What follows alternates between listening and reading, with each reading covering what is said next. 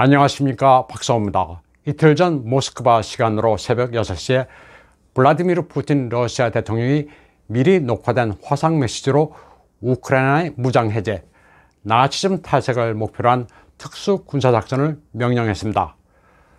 푸틴의 이 메시지가 발표되자마자 우크라이나의 키예프, 하리코프, 오데사 등지에서는 거대한 폭발음이 새벽 공기를 가르며 울려 퍼졌습니다.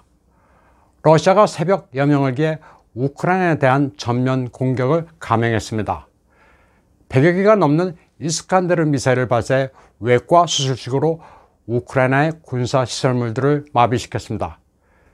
이틀 전 도네츠크 공화국 지도자는 돈바스 지역에 러시아 평화유지군이 들어온 바 없다고 밝힌 바 있는데, 사실 러시아군은 성동격세 작전을 준비했던 겁니다. 이번 작전은 러시아가 CSTO 평화유지군을 소집해 단기간 내 카자흐스탄을 장악하고 친러 정권을 세웠던 것의 확대판입니다. 러시아 공수부대가 키예프 인근 공항에 투하돼 일대를 장악한 것이 그렇습니다. 러시아군은 10여 군데 공항과 군 막사, 탄약고 등을 우선 목표로 하고 있습니다. 북부, 동부, 남부에서 동시다발적으로 이루어진 러시아의 공세에 우크라이나는 저항 의지를 상실했습니다. 북쪽에서는 폭격기를 보내 키예프 주변을 강타했습니다. 남쪽에서는 흑해에서 오데사에 상륙했습니다. 상륙함으로 해군 육전대를 투입하고 하늘에서는 공수부대도 투하했습니다. 러시아는 이와 동시에 해킹 등 사이버 공격과 전파 방해를 감행했습니다. 군사시설을 일단 마비시키고 있는 비전형적 공격으로 우크라이나군은 그대로 마비되고 있습니다. 2차 대전 당시 사상 최대 규모의 전차전 쿠르스크 회전이 벌어졌던 것이 되풀이될 가능성은 없어 보입니다. 서방이 제공한 대전차 미사일 제블린으로 러시아 전차를 격파하는 장면은 연출되지 않고 있습니다. 코미디언 출신인 젤렌스키 우크라이나 대통령이 포자간 올렉스 아레스토비치는 러시아 군의 공격으로 40명이 숨지고 수십 명이 다쳤다고 말했습니다. 여기에는 군인과 민간인이 포함되어 있는데 사상자 규모는 더 늘어날 것으로 보입니다. 젤렌스키는 러시아와 외교관계를 단절했다면서 계엄령도 선포했다고 밝혔습니다. 그러면서 나라를 지키기를 희망하는 누구에게나 총기를 지급하겠다고 말했습니다. 우크라이나 당국은 계엄령을 내리고 웬만하면 집에 머무르라고 권고하고 있지만 거리는 피난을 떠나려는 시민들의 차량으로 미어지고 있습니다. 2014년 마이단 정신으로 나라를 말아먹은 젤렌스키 정권을 국민들은 더 이상 신뢰하지 않기 때문입니다. 소비에트 연방 해체 후 탄생한 우크라이나 정권은 친러, 반러파 할 것 없이 부패 극치를 보여왔습니다. 연방 해체 후 러시아에서 민영화된 부문들을 차지한 부패한 올리가르크가 나타나 거액의 부를 축적한 사례가 우크라이나에서도 그대로 재현됐습니다. 천연가스로 부자가 된 율리아 티모셴코는 말할 것도 없고, 반러 신서방포였던 페트로 포로셴코는 서구에서 초콜릿을 도입한 뒤 사업체를 차려 초콜릿 왕이라고 불렸습니다.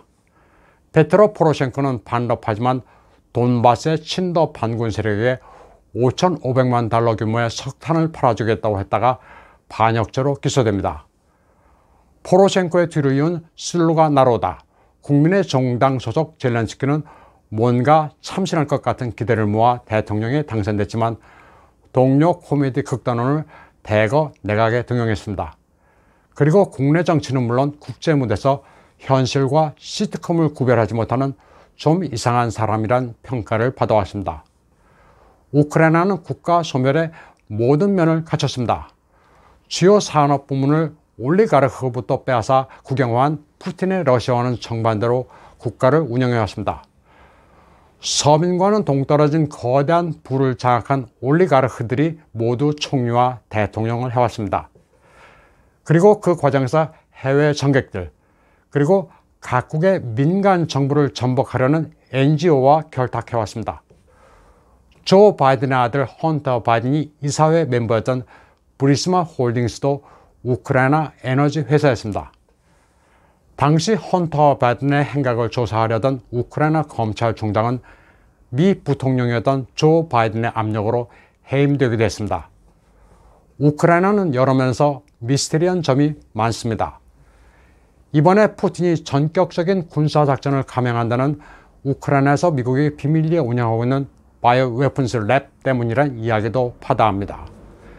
미 국방부는 전 세계 400개에 이르는 바이오 랩을 가지고 있는데 이 가운데 최소 15개가 우크라이나에 있습니다. 우크라이나의 미국 바이오 랩의 존재는 현지 미 대사관 홈페이지에서도 확인됩니다. 생물학 위험 줄이기 프로그램이라고 되어 있습니다. 고의에 의한 그리고 우발적, 자연 발생적 감염 질병에 대응한다고 되어 있는데 왜 해외에서 이런 연구를 하는지가 의문입니다.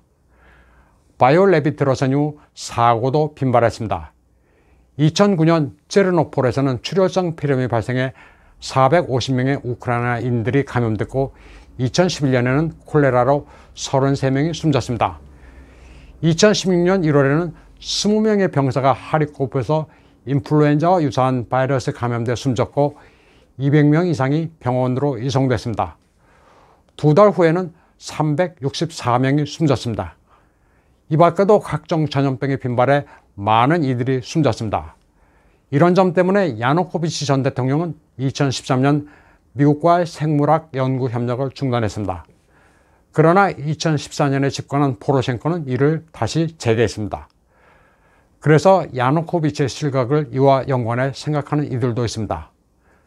미 국방부에 협력하기를 거부한 점이 직간접적으로 실각의 원인이 된 게 아니냐는 겁니다. 바이올렛 분포도를 보면 서쪽 폴란드 국경 근처 르비프의 3곳, 그 아래 우즈고로드, 체르노폴, 비니치아, 수도 키예프 외곽의 3곳, 오데사, 헤르손, 루간스크 등 곳곳에 있습니다. 그런데 특이한 점은 러시아군이 미사일로 공격한 표적과 일치한다는 사실입니다. 미사일로 파괴한 군용 비행장 외에 다른 목표 지점이 바이오랩입니다. 초록색 원으로 표시한 지점입니다. 네티즌들이 촬영해 올린 폭격 장면과도 일치합니다. 도심 외곽 지역에 폭격으로 인한 불기둥이 피어오르는 화면입니다. 하나는 폴란드 국경 75마일에 위치한 루츠크, 또 다른 하나는 키예프 외곽입니다. 도대체 도심 외곽에 무슨 시설물이 있길래 폭격을 하는지 의심할 수 있는데 바이오랩일 가능성이 높습니다. 푸틴 대통령이 우크라이나 진공 명령을 내리면서 특수군사작전이란 단어를 사용한 것도 바이오랩 파괴를 지시한 것 아니냐는 해석도 가능해 보입니다. 우크라이나의 무장 해제와 나치즘 탈색을 목표로 하면서 점령이 목적이 아니라는 말도 했는데 이 말들의 정의가 뭘까 전 세계가 궁금했습니다. 원론으로 돌아가 지금 가라앉고 있는 우크라이나를 이끌고 있는 젤렌스키에 대해 미국 측은 이틀 전 폴란드 국경 속으로 피신하라고 권했지만 젤렌스키는 이를 거절한 것으로 보도되고 있습니다. 끝까지 나라의 운명과 함께 하겠다는 나름 비장한 말을 하긴 했는데 이대로 가다가는 참수 공격의 목표가 될 가능성이 높습니다. 미국의 USA 투데이도 미군 관계자를 인용해 벨라루시에서 우크라이나로 진입한 러시아군이 키예프로 가서 참수작전을 벌일 것이며 그 궁극적인 목적은 친러 정권을 세우는 것이라고 보도했습니다. 그러나 서방 국가들은 러시아 규탄 말고는 행동으로 할 게 없습니다. 우크라이나가 나토 회원국도 아니라서 의무적으로 도울 필요도 없습니다. 미국의 바이든도 부인과 함께 우크라이나의 평화를 기원한다는 소셜미디어 포스팅을 올려 세계인들을 당혹했습니다. 바이든은 푸틴을 침략자로 규정하고 그와 러시아 국민들이 그 결과를 지게 될 것이라고 말했습니다. 러시아에 대한 장기적인 제재 효과를 극대화하겠다면서 러시아군에 직접 타격이 가도록 수출 물자 통제와 금융 제재를 하겠다고 말했습니다. 러시아 국영은행 VTB를 포함해 4개 주요 은행을 제재하기로 했습니다.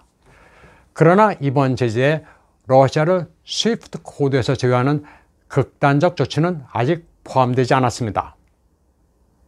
오늘 방송은 여기까지 하겠습니다. 시청해주신 여러분 감사합니다.